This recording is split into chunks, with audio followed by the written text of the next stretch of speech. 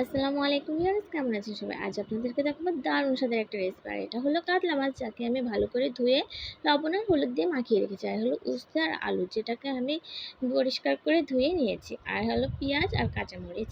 এখন আমি পেঁয়াজটাকে ভেজে উঠিয়ে রাখবো। তারপরেই মাছগুলোকে একটু কড়া করে ভেজে নেব। এতে কিন্তু তরকারিটা খেতে ভালোই লাগে। আমাদের পরিবারের সবাই তো একটু মাছ কড়া করে ভাজলেই পছন্দ করে। আমার মাছটা ভাজা হয়ে গিয়েছে। এখন আমি কাঁচামরিচ আর হলো আলু, এটা দুটোকে ভালো করে লবণ আর হলুদ দিয়ে কষিয়ে নেব। আর একটু সামান্য পরিমাণ পানি দেব, এতে আলুটা সেদ্ধ হয়ে যায়। আর এইভাবে রান্না করলে কিন্তু তরকারির স্বাদটা খুবই ভালো লাগে। এই পানিটা কিন্তু একদম শুকিয়ে নিতে হবে, তাহলেই কিন্তু সুন্দর লাগবে খেতে। আপনারা সবাই বাসায় একবার ট্রাই করবেন। আমি এই ফাঁকে মশলাটাকেও বেটে নিয়েছি।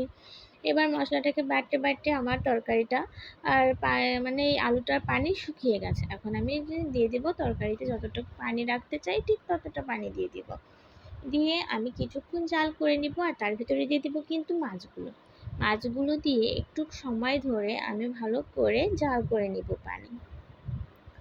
এতে হয় কি, মাছের যে ফ্লেভারটা সেটা তরকারিতে খুব ভালো করেই মজা লাগে। আর এইভাবেই রান্না করবেন। আগে কিন্তু উস্তে দিলে একদম তরকারিটা তিতো হয়ে যায়, খেতে একদম ভালো লাগে না। যখন দেখছেন আপনার আলু পুরা সেদ্ধ সম্পূর্ণ হয়ে গেছে, মাছটাও ভালো করে জ্বালানো হয়ে গেছে, তারপরে সবার শেষে উস্তেটাকে দিয়ে দেবেন একদম লাস্টে যেয়ে। তারপরে দেখবেন উস্তেটা কতটুকু সেদ্ধ হয়েছে। উস্তেটা যখন দেখবেন যে সেদ্ধ হয়ে গেছে, উস্তে কিন্তু বেশিক্ষণ লাগে না ঝোলের উপরে দিলে সেদ্ধ হতে, খুবই অল্প টাইমে সেদ্ধ হয়ে যায়। তার জন্য আমার উস্তেটাই দেখুন প্রায় সেদ্ধ হয়ে গেছে। এখন আমি মশলাটাকে দিয়ে দিব, মশলাটাকে দিয়ে আরও কিছুক্ষণ জ্বালিয়ে নিব। এটাতে মশলার যে ফ্লেভারটা সেটা সম্পূর্ণ তরকারিতে যাতে মিশে যায়। এইভাবে একবার রান্না করে খেয়ে দেখবেন, অনেক মজা লাগে। আমার কাছে তো খুবই ভালো লাগে। আপনাদের কাছে কেমন লাগে অবশ্যই বলবেন।